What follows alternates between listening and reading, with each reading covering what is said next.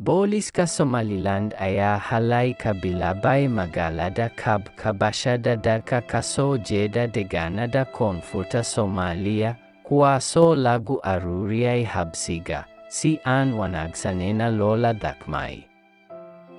Odayaasha deegaanka iyo shacabka waxay sheegeen in talaabadan uu qaaday maamulka Muuse Biixi ay tahay mid aan horey loo arag, isla markaana lagu unsuriyeynayo reer koonfurta.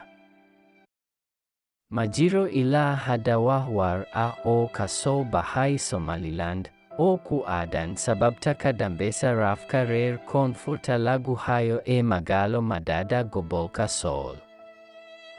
Somaliland waxay magaalada kala wareegtay Puntland 2007. Wixii intaas ka dambeeyay dadka deegaanka Kori Aradisa ayay ku humaysay, maadaama aysan rabin gooni u goosada.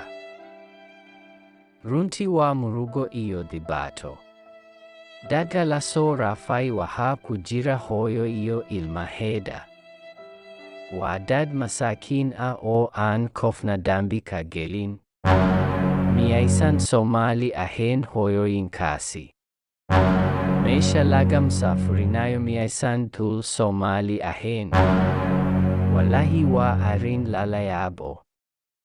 Ilaahow u gargaar hooyooyinkeena iyo walaalaheena Soomaaliyeed ee dhibaatada haysata. Laascaanood ku dhex nooleen wax dhibaato ahna namaan arkin. Maanta Laascaanood Somaliland soo gashay baabaahi iyo dayac iyo boob iyo waxaana weligeena aan arkin lagu kacay.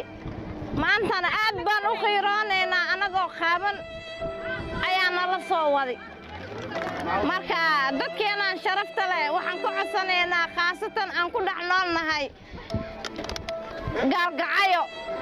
Waxaan ka codsanaynaa gobolkeena Puntland inay gacan nagu qabtaan ayna taakuleeyaan ayna arad bixiyaan. Haddeertaan soo dhaweyn aad iyo aad u fara badan baan la kulannay. Gaajadii halkaan nalagu soo raafay,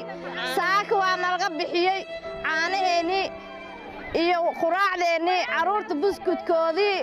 dabadeena oo aan ku haysano farakhyada. Ma fahamta sheebaaraa nala keenay, caafimaadkeena aad meel wacan baa nala geeyey. Maasha Allah waxaan ugu mahadcelinaynaa walaalahay gobolka ku nool Gaalgacyo khaasatan Puntland. Annagoo ah dadkii Soomaaliyeed ee u dhashay koonfur u dhashay aan joognay Laascaanood aan ku sugneen. Waxaan haysanay dad waxaan ahayn maataya meel degan oo ciyaal haysta. Waxaan la kulannay waxaana weligeeyaar aan arag oo dunida iyo dunyadan aan ka dhicin. oon weli aan u dhicin haddana aan dhici doonin waxa weeye ciyaaladayadii meel kuma oogin waalidkayagii meel kuma oogin si fool xun baan la soo dhaqmay moobiladani meel kuma oogin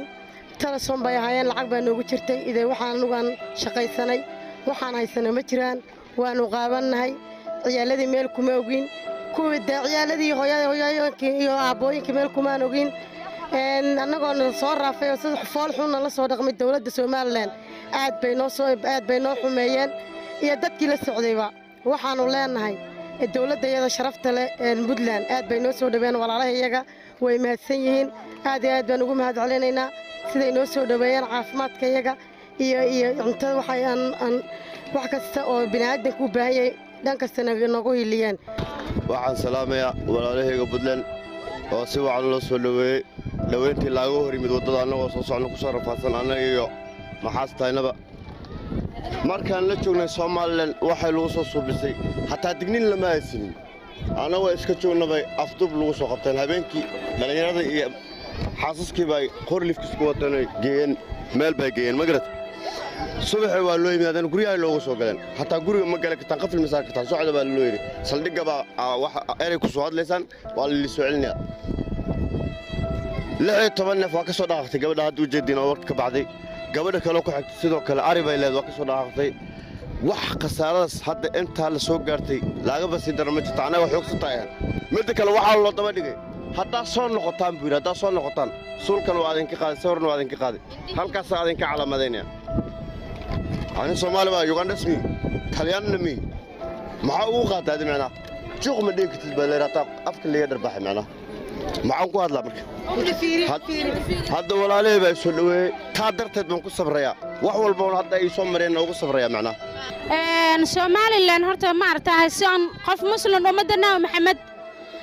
maartaan la dhaqmo bayna la dhaqantay si qaab daran bayna la dhaqantay si fool xun bayna la dhaqantay aniga hadda ii jeeda adiga muddo waxaan tagnay 10 sano iyo googo waxaan ku leeyahay ciyaalkayga tan baa hadda maartaa ugu soo sakaysa dirca shiidka kaligiisa isku gaxa ugu jiro surwaal ugu ma jiro oo maartaa taa ka ugu jiro xijaab ugu ma jiro waxa ugu ma jiro dirca gabar baa hadda ka bariye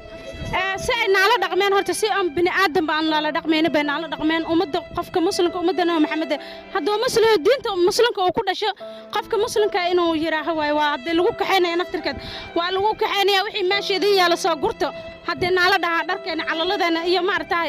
adduunyada kama soo tagtaan maatadana kama soo tagtaan waayaalkeena indhoolay kama soo tagtaan oo ciyaalkeena kama soo tagtaan qortana la soo qabto qor baagisana lagu soo garaacay baa saldhigana lagu soo guri dabaadii lagu soo celinaya sanaan leh habeenkii meel banaan oo dad arta yaabayso nin muslim ummadana Maxamed la dhax istaajinayna bayna dhax istaajinayna sidii caruurta iyo maartaa iyo shaqada labadii aan wadanay anagoo wada qaaban dhibaataysan dayacaysan bay maartaa meesha wixii nagu marsiyan Ilaahay loo sheega iyadoo saas ay tahay baa maartaa iyo shaqada codsi aan bixinoon dhahna caruurtii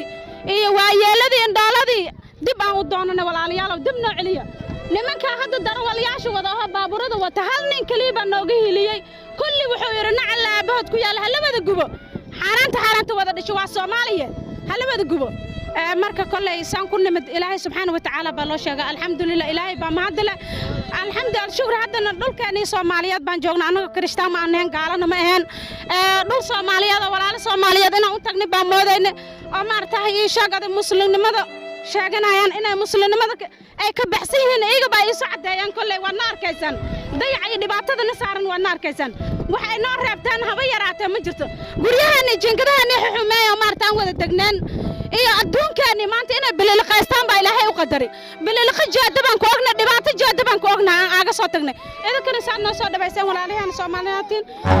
sharaf iyo qiimo qadar baan xaqana ka mudan intaasi ayaan ku soo afmeerayaa walaalahayga Soomaaliyeed haddii aad janaalka ku usub tahay fadlan subscribe noo saar gambaleelkana furo si aynu saahiibo daw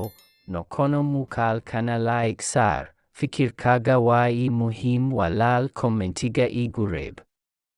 mahadsanid